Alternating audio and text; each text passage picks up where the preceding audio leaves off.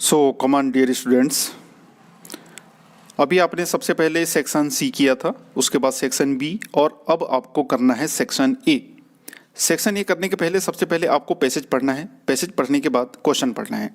तो चलिए हम मान के चल रहे हैं कि फर्स्ट टाइम आपने पैसेज पढ़ लिया, अब उसमें उसके आधार पर जितनी भी बातें आपको समझ में आई हों, अब हम प्रश्न पढ़ते हैं। सबसे पहला प्रश्न, Jataka stories are related to previous incarnation of dash. चार ऑप्शन है, लॉर्ड कृष्णा, महावीर, दत्तात्रेय और गौतम बुद्धा। उसके बाद सेकंड क्वेश्चन देखते हैं, the stories are written in dash language. चार ऑप्शन है, संस्कृत, पाली, प्राकृत और अवधी। इसके बाद थर्ड क्वेश्चन है, the voice animal was dash, monkey, otter, hare और जैकल। फोर्थ क्वेश्चन है, Sakka entered the forest in disguise of dash. चार ऑप्शन है, अ बेगर, अ मॉन्क, अ फकीर, अ पीजन।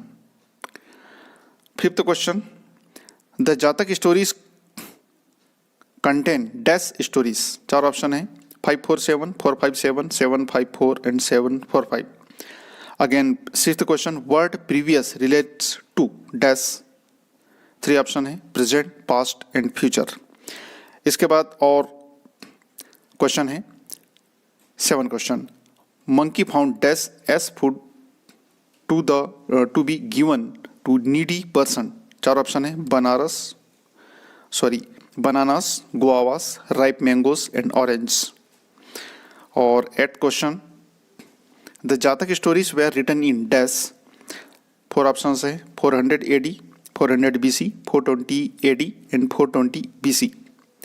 और इसके बाद ninth question, the Jataka reward did Sakka give to hare for his self sacrifice. और ये क्वेश्चन है, what did the Jataka stories show. तो इसके पहले के जो 8 क्वेश्चन है वो ऑब्जेक्टिव टाइप हैं और जो 9th और 10th क्वेश्चन है ये सब्जेक्टिव है, इसका आंसर हमें लिखना है। तो इतना क्वेश्चन पढ़ने के बाद अब आपको क्वेश्चन पेपर में जो अनसीन पैसेज है उसको एक बार फिर से देखना है। तो चलिए मैंने क्वेश्चन पेपर सामने ले आया हूँ, इसलिए मैंने कहा था कि सेक्शन ए को अब कुछ देर बात करें। अब हम इस पैसेज को सेकंड टाइम जब पढ़ रहे हैं तो क्वेश्चन के अकॉर्डिंग जहाँ जहाँ आपको ऐसा लगता है आप उसको अंडरलाइन करते जाना है। चलिए पढ़ना शुरुआत करें, थोड़ा फास्ट पढ़ूंगा, आप लोग ध्यान दीजिएगा। The Jataka stories recount the many previous births of Buddha in human and animals. तो शायद कोई क्वेश्चन आया था जहाँ पर ये वर्ड आया था Buddha. In the there are 547 stories originally told the Buddha of his discipline. Stories की संख्या भी आई थी कहीं पर। आगे बढ़ते हैं, originally told by the Buddha to discipline, they are written down in Pali language around 400 BC and aborted into the Buddhist canon not long ago after his death. तो वो शायद लैंग्वेज भी आई थी पाली लैंग्वेज और ये टाइमिंग भी आई थी 400 BC। इसको आप अंडरलाइन करते चलें। आगे बढ़ते हैं, the stories show the progression of his lives through many incarnation. शायद इनकारनेशन से रिलेटेड कोई वर्ड आया था, आपको क्वेश्चन में पढ़ा होगा। Gradually acquiring the wisdom, selflessness and thoughtfulness which eventually lead to enlightenment, in which birth the perform some meritorious deed to bring him spiritual progress. Here is one of his stories, a hare once lived in the forest and his animal friends, the jackal, the otter and the monkey. ये शायद किसी question में था option में। The animal respected the hare as he was wise and gentle. Hare wise and gentle है।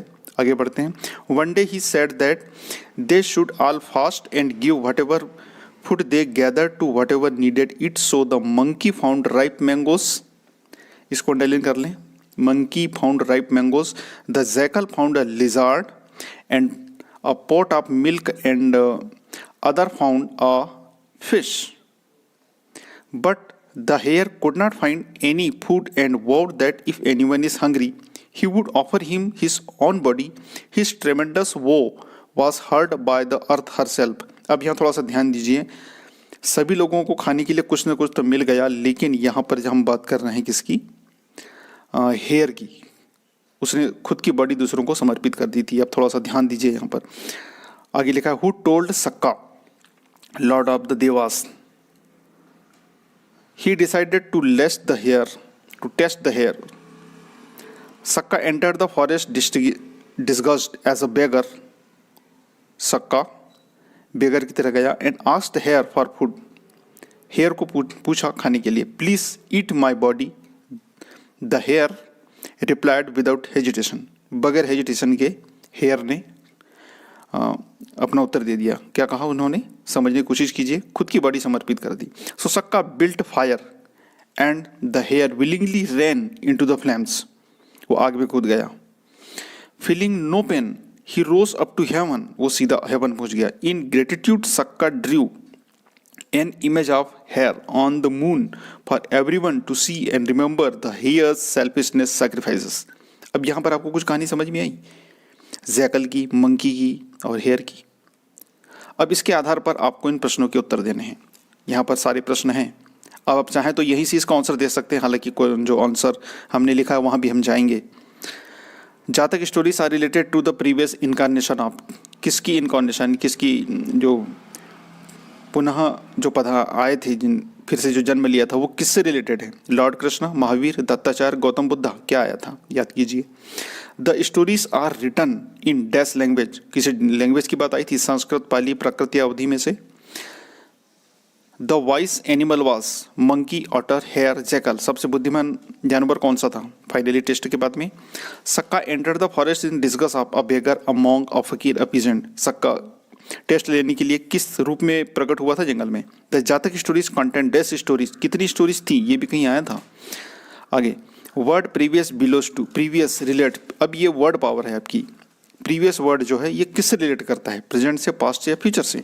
Monkey found dash up as food to be given to needy person, monkey ने देखा कौन सा भोजन आवश्यक लोगों को दिया जाए? बनाना, गुआवा, राइप मैंगो, ऑरेंज। आपने कहीं कुछ पढ़ा है? The Jataka stories where written in, अब इसमें देखिए कब लिखी गई, ये भी कहीं आपने पढ़ा है। अब दो क्वेश्चन है, what reward did Sakka give to hare for his self sacrifices and what do the Jataka stories show.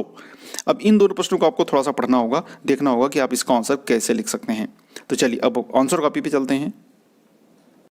यह है सेक्शन ए की आपकी आंसर कॉपी। ये चूंकि क्वेश्चन नंबर 1 ही था, 1 आंसर, मैंने यहाँ क्वेश्चन भी लिखा हूँ, आप चाहे तो ना लिखें, लेकिन ये इस बात का ध्यान रखिए कि इंस्ट्रक्शन में क्या लिखा है आप वहाँ जरूर देखें। यदि फिल इन द ब्लैंक्स लिखा है तो आपको सेंटेंस को लिखना होगा।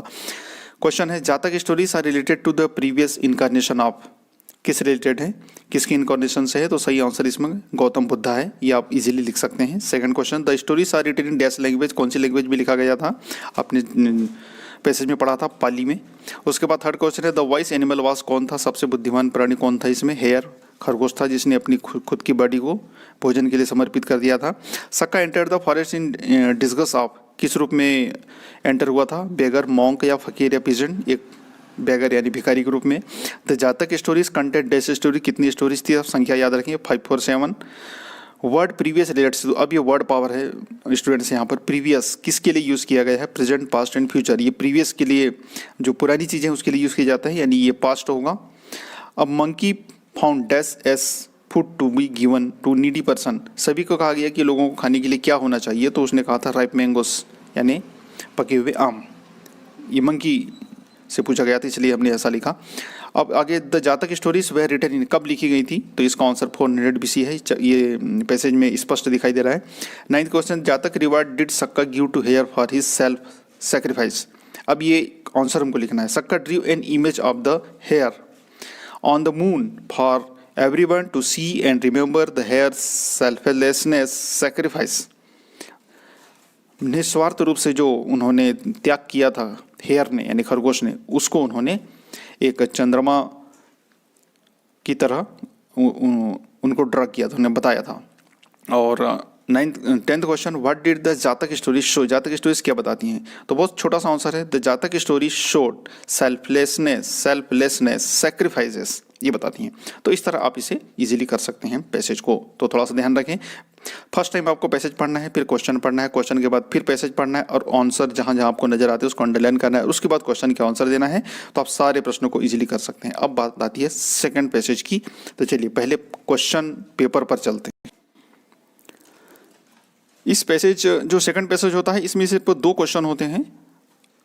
इसमें नोट्स बनाना होता है और एक टाइटल लिखना होता है, एक समरी लिखनी होती है। तो नोट्स आप अपने तरीके से बनाएं। आवश्यक नहीं है कि आपके जो प्रिस्क्राइब किया जाता है कि 1.1 1.2 ऐसा कोई आवश्यक नहीं है। आप अपनी मर्जी से अपने हिसाब से जैसे नोट्स बनाना चाहते हैं वैसा बना लें, लेकिन एक बार पढ़ें तो जरूर। चलिए पहले पढ़ लेते हैं, उसके बाद आप नोट्स बनाएंगे। Laughter yoga makes a clear distinction between happiness and Joy. Happiness is a conditional response of the mind which is totally dependent on the fulfillment of certain desires of mind by its very nature. It is related to how one life had been in the past or how it will be in the future. It is not there in the present moment. The ironical and sad fact is that even if some dreams, goals or aspiration fulfilled, happiness disappears quite quickly as the mind starts chasing new goalposts, a new job, a new house, a bigger car, etc. On the other hand, joyful needs is a unconditional commitment to be happy each moment, to have fun for the moment despite the problems and challenges of life, no matter how insurmountable they seem to the mind. It is promised that body makes to the mind to indulge in playfulness moment by moment and thereby give relaxation to it. During these periods of playfulness triggered by the plethora of physical activities like dancing, singing, playing and laughing, psychological and biochemical changes take place within our body that gives us a sense of well-being that completely alerts a negative outlook towards life and its challenges, replacing it with confident, positive, moment by moment. अब इसके आधार पर आपको notes बनाने हैं, एक title देना है और समरी लिखनी है। समरी में बहुत सिंपल से वर्ड होंगे, लेकिन जो नोट्स बनाएंगे उसमें काम की चीज़ें आपको लिखनी है। अब थोड़ा सा ध्यान दीजिए, इसमें किसके बारे में बात कही गई है? लाफ्टर योगा के बारे में। लाफ्टर योगा के सारे उपयोग और उनकी महत्व, जो इंपॉर्टेंस होता है उसके बारे में बताया गया है, और अन्य दूसरी चीज़ों से अपेक्षा यानी थोड़ा सा कंपेरिजन भी किया गया है। तो बस इसी चीज़ को आप एक बार आपको समझ में नहीं आता, 2 बार पढ़ें और उस तरीके से आप उसके बाद आप इस पर नोट्स बनाएं। चलिए अब आंसर कॉपी पर चलते हैं। On the basis of reading the purpose make notes on it's and supply title. तो सबसे पहले आप तो टाइटल लिख दें, लेकिन यदि बाद में लिख सकते तो कोई प्रॉब्लम नहीं है, टाइटल में होगा लाफ्टर योगा। ओके, चलिए अब नोट्स हमने लिखा है, नोट्स टू द पॉइंट लिखें तो बहुत बेहतर होगा। अब आवश्यक नहीं है कि आपको बता दिया जाता है कि 1.1 1.2, भाई ऐसा कोई ज़रूरी नहीं है, आप अपनी मर्जी से लिखें ना, वो बेहतर होगा। चलिए हमने टू द पॉइंट लिखा है यहाँ पे। Laughter yoga is a clear distinction between happiness and Joy. ये सेंटेंस था कहीं। Happiness a conditional response of the mind dependent on the fulfillment of certain desires. Joyfulness is unconditional commitment to be happy despite the problems and challenges of it. Roll of body, a relaxation of mind, makes the mind indulge in playfulness and may thereby give relaxation. Roll of other physical activities, dancing, singing, playing and laughing, alerts a negative outlook and replace it with positive moment. तो इस तरह हमने कुछ sentence इसमें से छाटे और उनको यहाँ पर हमने लिख दिया। अब इसके बाद समरी की बात करते हैं। तो समरी में आप बहुत इजी सेंटेंस में लिख सकते हैं, कुछ इसमें सेंटेंस छाट के देखिए हमने क्या लिखा है। Laughter yoga is a practice involving prolonged voluntary laughter. Laughter yoga is a based on the belief that voluntary laughter provide the some physiological and spontaneous laughter. A handful of small scale scientific studies have indicated that laughter yoga may potentially have some medically beneficial effect, including benefits to cardiovascular health and mood. Forced laughter soon turns into real and contagious laughter. तो ये आपने passage जो था उसके notes भी लिख लिए और समरी भी लिख लिए। तो समरी जो है ये आप कंटिन्यू लिखें, लेकिन नोट्स लिखते समय यदि आप इसको टू द पॉइंट लिखते हैं तो बहुत बेहतर होगा। और इसके बावजूद भी यदि आप नोट्स अपने तरीके से नहीं बना सकते तो आप कुछ ऐसे सेंटेंस, कुछ ऐसे वर्ड्स छाटें, उन वर्ड्स को भी आप लिख सकते हैं, फ्रेजेस लिख सकते हैं। इवन आपको दिमाग में उस पैसेज को पढ़ने के बाद कोई कोट दिमाग में आता है, उस कोट को भी आप लिखें। यदि आपको ऐसा लगता है कि हम कोई पिक्चर बना सकते हैं, उस पिक्चर को भी आप बना दें। चूँकि ये नोट्स आप जो बनाने की जो टेंडेंसी है ये आप अन्य दूसरे सब्जेक्ट्स में भी करते हैं, इसलिए मैं कह रहा हूँ कि आप कोई भी नोट्स बनाएं किसी भी सब्जेक्ट का। आप नोट्स जिस तरीके से बनाते हैं, जो आप के लिए होता है, जो आप अपने स्वयं के उपयोग के लिए करते हैं, तो आप ऐसे नोट्स बनाएं ताकि उनको पढ़ने के बाद आप बहुत सारी चीज़ों को एक साथ शॉर्ट आउट कर सकें और इंपॉर्टेंट चीज़ें आप लिखें। नोट्स में आपकी इंपॉर्टेंट चीज़ें होती हैं और समरी में पूरा शॉर्टकट होता है। तो बस इस तरह की बातों का यदि आप ध्यान रखते हैं तो आप इस सेक्शन को ईजिली कर सकते हैं। तो आइए अब इसके बाद हम बढ़ते हैं सेक्शन डी की तरफ।